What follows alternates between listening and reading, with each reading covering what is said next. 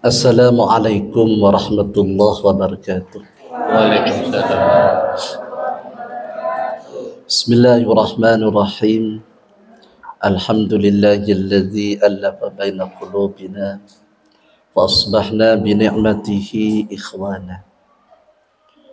Allahumma salli ala bahjatil kamal wa tajil jalal wa bahail jamal wa syamsil wisal Sayyidina Muhammadin wa ala alihi wa ashabihi ajma'in. Amma ba'du. Yang kami hormati Profesor Dr. Haji Misbahul Munir MM selaku dosen mata kuliah Manajemen Strategi, dan yang kami hormati Ibu Aprilia MM, Kaprodi Manajemen Dakwah, Fakultas Dakwah Universitas Islam Negeri Kiai Haji Ahmad Siddiq Jember, para mahasiswa peserta pelatihan perencanaan strategi masjid dan Islamic Center, dan di sini ikut mahasiswi dari Universitas Ibrahimi Pondok Pesantren Salafiyah Syafi'iyah Sukoharjo Situbondo yang kebetulan PPL di Kampung SDGs. Lupa saya nggak nyebut tadi. Jadi saya ikutkan peserta supaya dapat tambahan ilmu. Ada 8 mahasiswi yang putra sudah ditarik kemarin. Sekarang di bagiannya yang putri. Jadi kalau di pondok pesantren itu nggak bisa kumpul antara laki-laki dan perempuan. Saya selama 12 tahun, kurang lebih 12 tahun itu nggak pernah sekolah dengan perempuan. Yang saya ingat itu hanya ketika KKN kumpul dengan perempuan itu. Ketika di bangku mahasiswa, di bangku siswa dulu nggak pernah kumpul dengan perempuan. Makanya ya saya biasalah kepada perempuan gitu. Jadi nggak biasa kumpul ketika kuliah dan ketika jadi siswa. Alhamdulillah Bu Aprilia ini santri dari guru saya, almarhum al-maghfirlah Kiai Haji Yusuf Muhammad. Saya ini didikan beliau juga. Santri beliau banyak menimba ilmu dari beliau, dari almarhum Kiai Haji Yusuf Muhammad. Saudara-saudari yang kami hormati, pertama ini dari Fakultas Dakwah. Saya juga dulu ketika kuliah ada di Fakultas Dakwah. Jadi sama-sama MPDI itu ketika saya kuliah S2 aja. Itu karena itu pun karena rektornya Gus Dur katanya, sehingga dapat titel MPDI. Padahal titel saya itu sudah S4, Salafiyah Syafi'iyah Sukoharjo Situbondo. Jadi asli S4 saya itu, tidak pernah mondok di mana-mana, tidak pernah kuliah di mana-mana. Lulus SD ya hanya di Pondok Pesantren Salafiyah Syafi'iyah Sukoharjo. Kalau toh itu hanya kuliah workshop di Macfield Institute of Education di Macfield di Inggris, ya studi di mana, di Thailand, di Vietnam, ya ke Brunei, keliling-keliling ke luar negeri, itu hanya sekedar ya tambahan-tambahan ilmu. Basic keilmuan saya itu ya asli pondok pesantren. Jadi saudara-saudari ini, saya ingat dulu definisi dakwah itu, ini hasil kuliah saya ya. Ad-da'wah huwa hathun nas ilal khair wal huda wal amru bil ma'ruf wan nahyu 'anil munkar liyafuzu bi sa'adatid dunya wal akhirah. Jadi dakwah ini ya, dakwah ini ingat, hathun nas ilal khair. Jadi mengajak manusia kepada kebaikan. Nah, jangan sampai dipahami dakwah itu mengajak manusia kepada kejelekan, kemungkaran atau hal-hal yang destruktif katanya Prof. Misbahul Munir itu.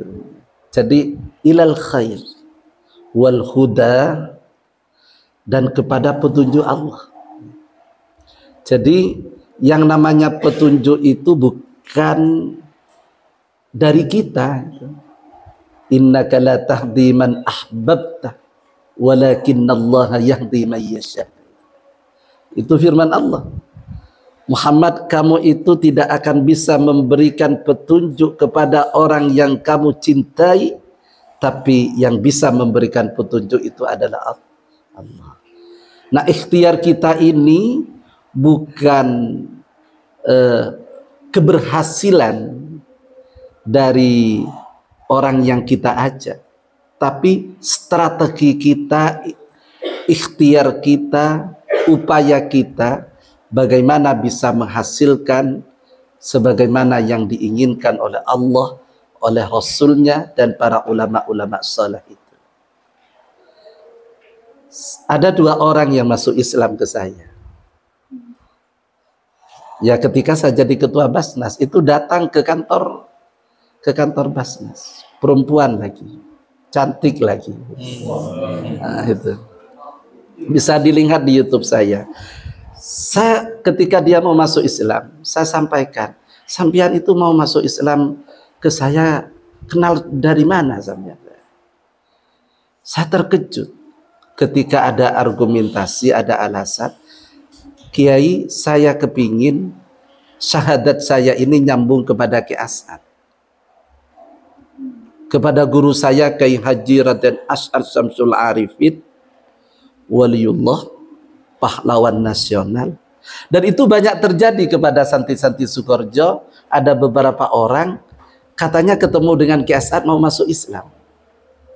Jadi syahadatnya itu cari santrinya Ki As'ad supaya syahadatnya ini nyambung kepada Ki As'ad. Nah, itu hidayah dari Allah.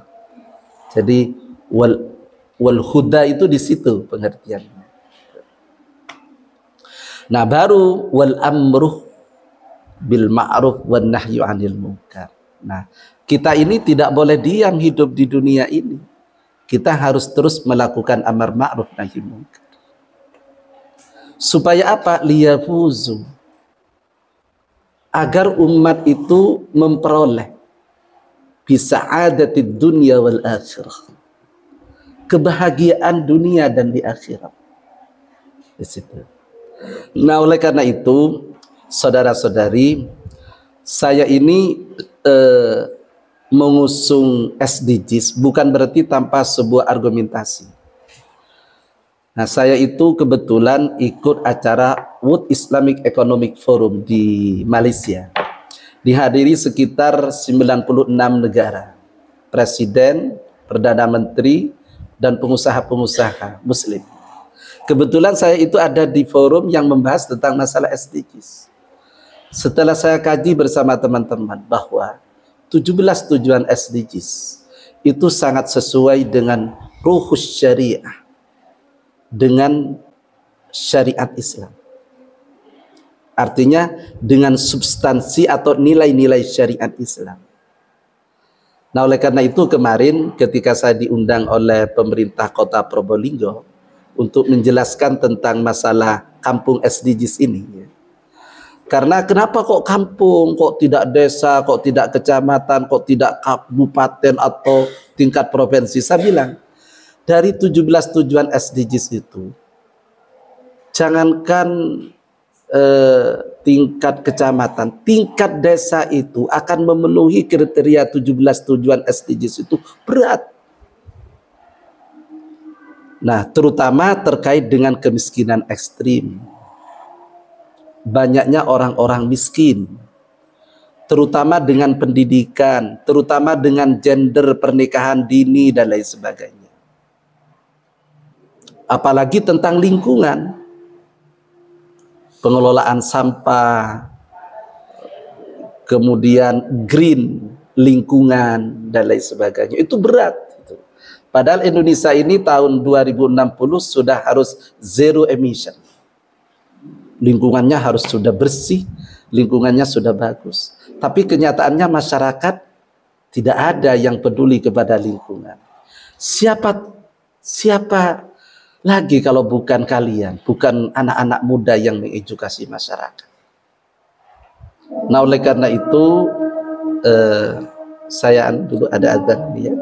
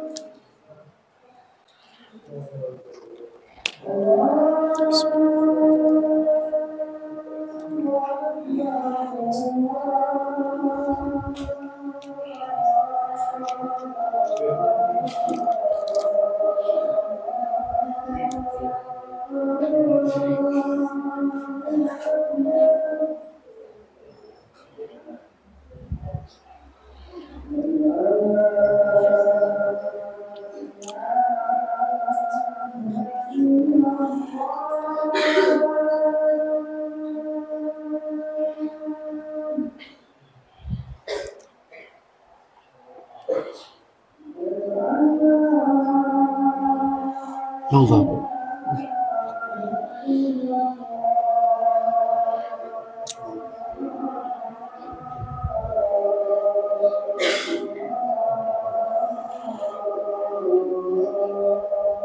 Bapak Ibu sekalian yang kami hormati, saudara-saudari, jadi ketika kami diundang oleh Pemkab Probolinggo kemarin, saya sampaikan bahwa SDGs ini yang sangat strategis apabila nanti didirikan ya, atau digerakkan berbasis masjid. Jadi kalau memang itu mayoritas muslim, daerahnya itu mayoritas muslim, nanti berbasis masjid. Ya kalau toh memang mayoritas Hindu, ya tentunya pura. Mayoritas Kristen nanti gereja dan lain sebagainya. Artinya agama harus terlibat di dalam pencapaian tujuan-tujuan SDGs. Nah, oleh karena itu saya selalu mensosialisasikan ada 4 fungsi masjid yang harus dimaksimalkan. Yang pertama itu adalah sebagai Baitullah, jadi tempat ibadah ya, tempat ibadah ya, secara ritual tempat ibadah. Nah, oleh karena itu saya mohon maaf anak-anak yang PPL pelatihan di sini ini, saya wanti-wanti nanti kalau ba'dal maghrib Bu, jadi wiritan bersama baca Ratibul Haddad ya, naik ke masjid kita wiritan bersama, kita latih kecerdasan spiritualnya. Nah, kalau malam, makanya jangan terlalu malam, jangan bergadang. Nanti sholat tahajud ya. Sholat tahajud agar menjadi dai-dai yang tangguh ya. Nah, itu pesan kiai saya. Kiai As'ad itu dawuh kepada santri-santrinya, Cong, sholat tahajud. Orang kalau sholat tahajud itu ngomong didengar orang gitu, dan hajatnya dikabulkan oleh Allah, dan pasti orang itu akan di tempat maqamam mahmudah. Nah, kita ini orang Islam, tahu Al-Quran isinya tapi banyak tidak mengamalkan. Jadi akan ditempatkan di tempat yang terpuji oleh Allah. Nah, nanti sholat subuh jemaah, setelah itu wiritan, nah baru olahraga, beraktivitas. Nah, makan yang banyak ya, itu penting. Nah, di situ jadi alhamdulillah saya berterima kasih ya, tempat yang sangat sederhana dan jauh dari layak ini masih banyak dikunjungi dan ditempati anak-anak mahasiswa. Yang kedua adalah masjid itu sebagai baitul ilmi wal Quran, harus tetap menjadi sarana keilmuan dan dirasatil Quran Yang ketiga baru nanti Baitul Mal. Nah, oleh karena itu Bu, saya di Lazisno PBNU, karena Bu Aprilia ini pengurus Lazisno PCNU juga ya, sama Pak Rasid ini, sama-sama NU-nya ini. Jadi nanti ada UPSIS, unit pengumpul zakat infak sedekah berbasis masjid, sekaligus amil. Makanya nanti dijadikan kajian, itu dijadikan Baitul Mal. Dan orang yang berzakat itu sah sudah kalau diserahkan kepada pengurus UPSIS, karena UPSIS ini adalah amil. Kemudian yang keempat baru sebagai Baitul Muamalah, human relation. Oleh karena itu mari diskusi bagaimana Rasulullah berjuang itu lewat masjid. Rasulullah mendirikan negara Madinah itu masjid, dari masjid. Kalau sampean ke Madinah sampai ada Masjidus Sab'ah, ada masjid 7 itu yang dikatakan Masjidus Sab'ah, untuk tempat mengatur strategi dakwahnya Rasulullah. Bukan hanya di Masjid Madinah, bukan hanya di Masjid Nabawi. Nah, oleh karena itu alhamdulillah pada forum ini ada pelatihan perencanaan strategi masjid dan Islamic Center. Ini sangat penting, sangat vital, sangat penting. Pelajaran yang sangat penting. Saudara-saudari, nah, karena begitu pentingnya ya, SDGs ini, kembali kepada SDGs, sehingga saya membuat lembaga namanya Pusat Pengembangan Kampung SDGs Indonesia. Alhamdulillah lembaga ini dipercaya oleh Bappenas, oleh Bapeda, kemudian dipercaya oleh beberapa pihak untuk membuat kampung-kampung SDGs, bahkan membuat namanya Fikih SDGs dan rule model pesantren SDGs. Dua kegiatan ini sudah kami selesaikan dan kemarin sudah dipublikasikan di hadapan Presiden dan beberapa menteri. Nah, oleh karena itu ya, orang daerah ini harus kreatif, makanya kalian itu harus belajar kreatif. Fakultas dakwah ini atau mahasiswa dakwah ini harus optimis, membangun optimisme, jangan menjadi kader-kader yang pesimis. Optimisme harus dibangun dalam diri kita, itu yang penting nanti. Nah, sehingga kami berharap ke Bu Aprilia, ke Prof. Misbahul Munir ini nanti, saya sangat mementingkan mahasiswa bergerak di kampung-kampung SDGs. Kalau perlu nanti mahasiswa dikirim ya ke kampung-kampung SDGs, apakah itu KKN, apakah itu PPL, apakah itu kuliah merdeka. Dan cukup berhasil kalau mahasiswa itu. Karena apa? Dengan kehadiran mahasiswa, misalnya gini, di daerah ini sebelum banyak mahasiswa datang, anak-anaknya itu mau kuliah, Masya Allah, repot. Tapi setelah di sini itu didatangi mahasiswa, hatta orang tidak punya itu, ada orang ini cacat, ada kemudian anaknya itu cacat kuliah di UIN Hasbuk ya. Bapaknya itu nggak mampu sebenarnya. Ngotot itu, masa mau kuliah, enggak mau kuliah. Ya, alhamdulillah oleh Allah itu bapaknya sampai sekarang diberi jalan oleh Allah, diberi kemampuan untuk membiayai anaknya ini.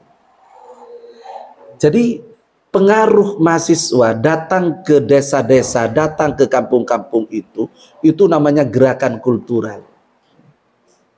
Makanya di dalam dakwah itu bil hikmah, ini penting, itu hikmah bil hikmah. Itu lebih dahsyat dari mau'idatul hasanah. Mungkin pera apa-apa penter orang kata.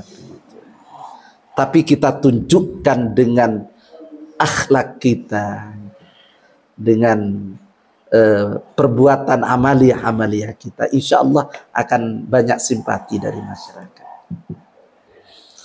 Saya teringat kepada zaman dulu ketika tentara Tartar banyak membunuh umat Islam, ratusan ribu umat Islam yang dengan gerakan politik melawan tentara Tartar itu kalah.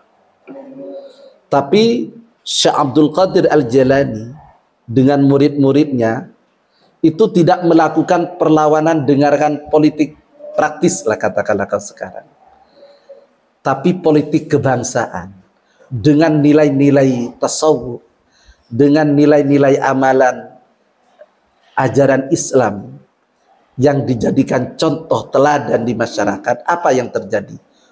Tentara Tartar yang bengis-bengis dan suka membunuh itu takluk dan banyak yang masuk Islam.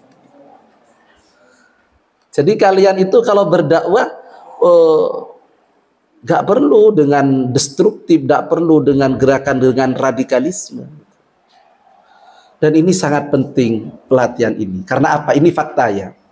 Karena saya ini Bu Aprilia itu ya kader-kader NU, kita kader-kader NU. Banyak sekarang masjid-masjid NU itu diambil alih orang di luar NU.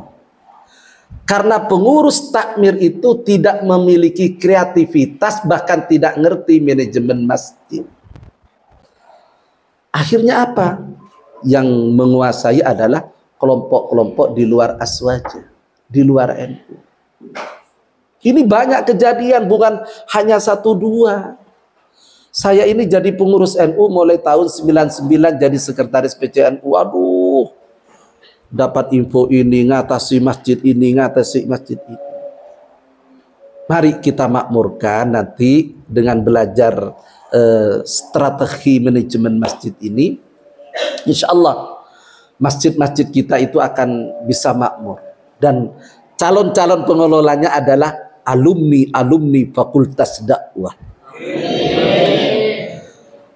Jangan hanya laki-laki, perempuan-perempuan harus mengelola masjid. Makanya sekarang ada NU Women, ada NU Perempuan, gerakan perempuan. Perempuan jangan hanya maca, mana, dan masa. Perempuan harus aktif dalam bidang-bidang keagamaan dan sosial. Oleh karena itu kemarin ada muktamar ulama perempuan. Nah ini penting. Seandainya di sini itu nanti ada sesi kosong dikit, saya hadirkan orang yang bisa, yang baru datang dari muktamar perempuan. Ya, ya. Ning pengurus Patayat NU. Pengurus Patayat, dia dari Kalisat, siap hadir, bisa diskusi sebentar dengan kalian. Bisa kita carikan ruang waktu nanti. Ini menarik, hasil muktamar perempuan. Jadi biar kalian paham bahwa gerakan-gerakan dakwah tidak harus dilakukan oleh laki-laki, tapi harus dilakukan oleh perempuan-perempuan. Kita butuh Siti Aisyah modern. Kita butuh Siti Khadijah modern. Itu. Kita butuh Cut Nyadin modern. Itu. Cut Nyadin masa kini. Ini penting. Sehingga kalian itu perempuan-perempuan jangan sampai posisinya tidak memiliki posisi strategis. Saya kira ini, terima kasih. Mohon maaf ya. Sekali lagi saya ucapkan jazakumullah khairan. Terima kasih kepada Prof. Misbahul Munir, kepada Bu Aprilia. Tempatnya sangat sederhana, Bu. Bahkan ya Allah jauh dari pantas ya. Tapi saya itu mulai dulu kiai-kiai almarhum Gus Yus kalau halaqah ya lesehan seperti ini. Dulu kiai-kiai itu enggak dengan tempat-tempat yang mewah, tapi menghasilkan sebuah produk yang itu bermanfaat bukan hanya untuk nasional bahkan internasional. Terima kasih, jazakumullah. Wassalamualaikum warahmatullahi wabarakatuh. Waalaikumsalam.